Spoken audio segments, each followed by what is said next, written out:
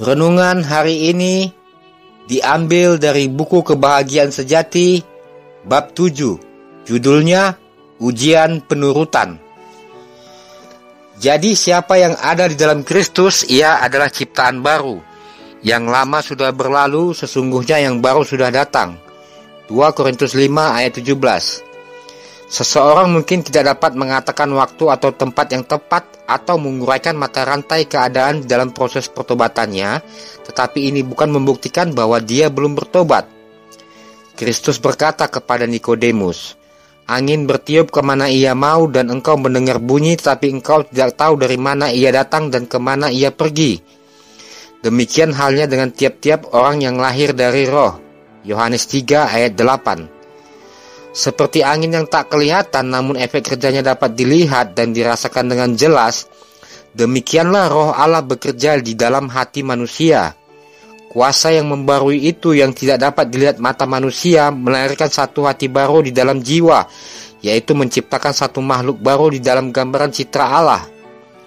Ketika pekerjaan Roh Kudus itu berlangsung diam-diam dan tidak kelihatan, hasil kerjanya tampak jelas. Jika hati sudah dibarui oleh Roh Allah, maka hidup pun menjadi kesaksian yang nyata. Sementara kita tidak dapat melakukan sesuatu apapun yang mengubah hati kita atau membuat diri kita sendiri berdamai dengan Allah, sementara kita tidak dapat berharap pada diri kita sendiri atau kepada amal perbuatan baik kita, hidup kita akan menunjukkan apakah anugerah Allah ada di dalam kita. Perubahan akan tampak dalam sifat, kebiasaan, dan usaha kita. Perbedaan itu akan nyata jelas dan pasti antara keadaan mereka dulu dan sekarang. Tabiat itu akan nyata bukan dengan perbuatan-perbuatan baik yang kadang-kadang dan perbuatan-perbuatan buruk yang kadang-kadang pula, melainkan dengan kecenderungan perkataan dan perbuatan sehari-hari. Memang benar bahwa mungkin saja ada tingkah laku yang secara luar kelihatan tidak bercela tanpa ada kuasa pembaruan Kristus. Cinta akan pengaruh dan keinginan akan penghormatan dari orang lain dapat juga menghasilkan kehidupan yang baik. Hormat kepada diri sendiri dapat juga menuntun kita menjauh dari apa yang kelihatannya jahat. Satu hati yang mementingkan diri dapat melakukan perbuatan-perbuatan kedermawanan.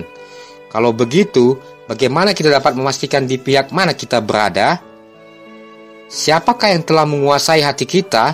Siapakah yang kita pikirkan? Tentang siapakah kita suka bicarakan? Siapakah yang menerima kasih sayang dan tenaga kita yang berbaik? Jika kita adalah milik Kristus, pikiran kita pun tertuju padanya.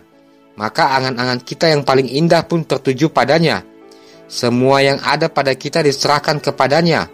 Kita ingin memperoleh gambaran citranya, menapaskan rohnya, melakukan kehendaknya, dan menyenangkan dia di dalam segala hal. Orang-orang yang telah menjadi ciptaan baru di dalam Kristus Yesus akan menghasilkan buah-buah roh, kasih, sukacita, damai sejahtera, kesabaran, kemurahan, kebaikan, kesetiaan, kelemah lembutan, penguasaan diri. Galatia 5 ayat 22 dan 23. Mereka tidak lagi hidup sesuai dengan hawa nafsu mereka yang lama, melainkan dengan iman terhadap anak Allah. Mereka akan mengikuti langkah-langkahnya, memantulkan tabiatnya, dan menyucikan diri sebagai Tuhan suci adanya. Hal-hal yang tadinya mereka benci sekarang mereka cintai, dan yang tadinya mereka cintai sekarang mereka benci. Yang sombong dan angkuh sekarang menjadi rendah hati dan lemah lembut. Yang tadinya suka menonjolkan diri menjadi orang yang tidak suka menonjolkan diri. Pemabuk menjadi peramah, dan orang yang tadinya suka percabulan menjadi suci. Kebiasaan menonjolkan diri dan kebiasaan duniawi ditinggalkan. Orang-orang Kristen janganlah mencari perhiasan secara lahiriah, melainkan perhiasan batiniah. Itulah perhiasan yang tidak binasa, yaitu roh yang lemah lembut dan tentram. 1 Petrus 3 ayat 3 dan 4. Tiada bukti pertobatan yang sejati kecuali ada pembaruan. Jika ia memenuhi janjinya, mengembalikan apa yang dirampasnya, mengakui dosa-dosanya, serta mengasihi Allah dan sesama manusia, maka orang yang berdosa itu dapatlah merasa memastikan bahwa dia telah melewati maut menuju kehidupan. Apabila kita sebagai makhluk yang berdosa datang kepada Kristus dan menjadi orang yang turut ambil bagian dalam karunia-Nya yang mengampuni, maka kasih akan terbit di dalam hati. Segala beban menjadi ringan karena Kristus itu ringan. Kewajiban menjadi suatu kesukaan, dan pengorbanan menjadi kesukaan. Jalan yang tadinya kelihatan ditutupi dalam kegelapan menjadi terang dengan sinar-sinar yang memancar dari matahari kebenaran itu. Keindahan tabiat Kristus akan kelihatan di dalam diri pengikut-pengikutnya. Kristus senantiasa senang mengerjakan kehendak Allah. Kasih kepada Allah, kegiatan demi kemuliaannya adalah kuasa yang mengendalikan di dalam hidup juru selamat. Kasih memperindah dan memuliakan segala perbuatannya. Kasih datangnya dari Allah. Hati yang belum menyerah tidak akan dapat menerbitkan atau menghasilkannya. Itu terdapat hanyalah di dalam hati di mana Kristus telah bertahta. Kita mengasihi karena Allah lebih dulu mengasihi kita. 1 Yohanes 4 ayat 19. Di dalam hati yang telah dibarui oleh anugerah ilahi, kasih merupakan prinsip perbuatan. Ia mengubah tabiat, menguasai hati, mengendalikan hawa nafsu, menaklukkan pertengkaran, serta memuliakan kasih sayang. Kasih ini yang dikandung dalam jiwa memaniskan kehidupan dan mengalirkan pengaruh yang menghaluskan ke sekitarnya. Ada dua kesalahan terhadap mana anak-anak Allah, khususnya orang-orang yang berharap dalam karunia-Nya, perlu waspadai. Pertama, seperti sudah dikatakan di atas, memandang perbuatan mereka sendiri, berharap pada apa yang dilakukannya untuk membawa diri mereka berdamai dengan Allah. Orang yang mencoba menjadi suci melalui usaha sendiri menuruti hukum itu berarti mencoba sesuatu yang mustahil. Apa yang dapat dilakukan manusia tanpa Kristus adalah dicembarkan oleh dosa dan rasa mementingkan diri. Hanya anugerah Kristus melalui iman dapat menjadikan kita suci. Kesalahan sebaliknya yang juga tidak kurang bahayanya ialah percaya di dalam Kristus membebaskan manusia dari pemeliharaan hukum Allah. Jadi karena dengan iman saja kita turut ambil bagian dalam anugerah Kristus, usaha kita tak ada hubungannya dengan penebusan kita. Tetapi perhatikanlah, penurutan bukan secara lahir saja, melainkan juga dengan pelayanan kasih. Hukum Allah ialah pernyataan sifatnya sendiri. Itu meliputi prinsip kasih Allah yang besar, dan karena itu juga merupakan dasar pemerintahannya di surga maupun di dunia ini. Jika hati kita dibarui di dalam citra Allah, jika kasih ilahi tertanam di dalam jiwa, bukankah hukum Allah itu akan dilaksanakan dalam hidup? Apabila prinsip kasih ditanamkan dalam hati, apabila manusia dibarui menurut citra Halik yang menciptakannya, maka perjanjian baru itu pun dipenuhilah. Aku akan menaruh hukumku di dalam hati mereka dan menuliskannya dalam akal budi mereka. Ibrani 10 ayat 16. Jika hukum itu sudah tersurat di dalam hati, bukankah itu menjadi cara hidup kita? Penurutan, pelayanan, dan kasih adalah tanda sejati dari penurutan itu. Itulah sebabnya kitab suci berkata, sebab inilah kasih kepada Allah, yaitu bahwa kita menuruti perintah-perintahnya. Perintah-perintahnya itu tidak berat. Barang siapa berkata, aku mengenal dia, tetapi ia tidak menuruti perintah-perintahnya, ia adalah seorang pendusta, dan di dalamnya tidak ada kebenaran. 1 Yohanes 5 ayat 3 dan 2 ayat 4. Gantinya membebaskan manusia dari penurutan, iman, dan hanya imanlah yang membuat kita mendapat bagian anugerah Kristus yang menyanggupkan kita untuk menurut. Kita tidak mendapat keselamatan oleh penurutan, karena keselamatan itu sendiri adalah pemberian Allah dengan cuma-cuma yang diterima oleh karena percaya. Tetapi penurutan itulah buah iman. Dan kamu tahu bahwa ia telah menyatakan dirinya supaya ia menghapus segala dosa dan di dalam dia tidak ada dosa. Karena itu setiap orang yang tetap berada di dalam dia tidak berbuat dosa lagi. Setiap orang yang tetap berbuat dosa tidak melihat dan tidak mengenal dia. 1 Yohanes 3 ayat 5 dan 6. Inilah ujian yang benar. Jika kita tinggal dalam Kristus, jika kasih Allah tinggal dalam diri kita, maka perasaan kita, pikiran-pikiran kita, maksud-maksud dan perbuatan-perbuatan kita haruslah sesuai dengan kehendak Allah sebagaimana yang dinyatakan di dalam peraturan-peraturan hukumnya yang suci itu. Anak-anakku, janganlah membiarkan seorang pun menyesatkan kamu. Barang siapa yang berbuat kebenaran adalah benar, sama seperti Kristus adalah benar. 1 Yohanes 3 ayat 7.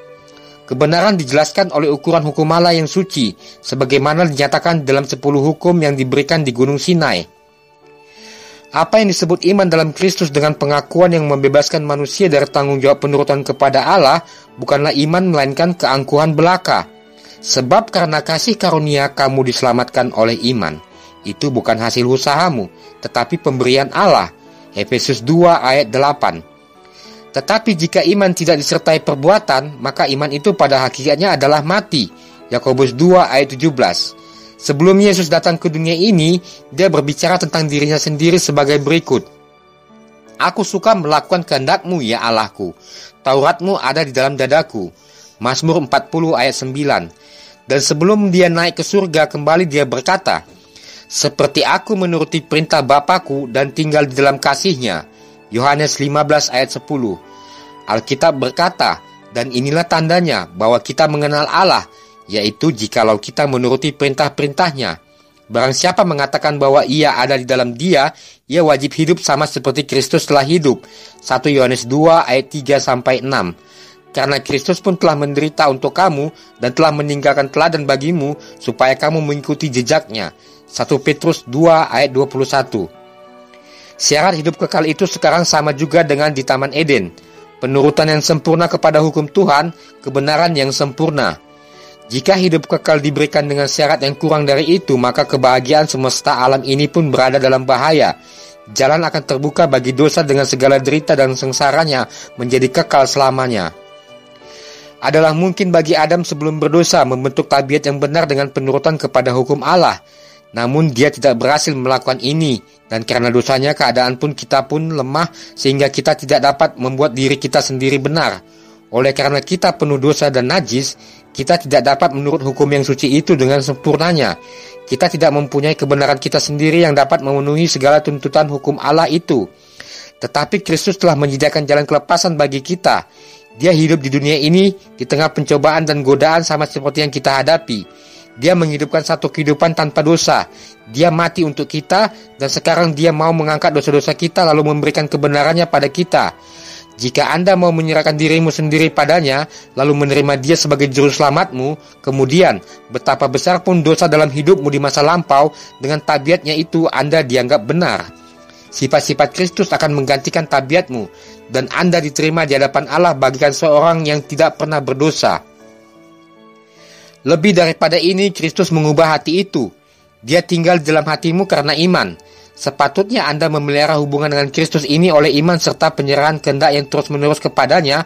Selama Anda melakukan hal ini, Dia akan bekerja di dalam dirimu, dalam kehendak dan perbuatan sesuai dengan kehendak-Nya. Maka Anda pun dapat berkata, namun aku hidup, tetapi bukan lagi aku yang hidup, melainkan Kristus yang hidup di dalam aku. Dan hidupku yang kuhidupi sekarang ini dalam daging adalah hidup oleh iman dalam Anak Allah yang telah mengasihi aku dan menyerahkan dirinya untuk aku. Galatia 2 ayat 20. Demikianlah Kristus berkata kepada murid-muridnya, karena bukan kamu yang berkata-kata, melainkan Roh Bapamu. Dia yang akan berkata-kata di dalam dirimu.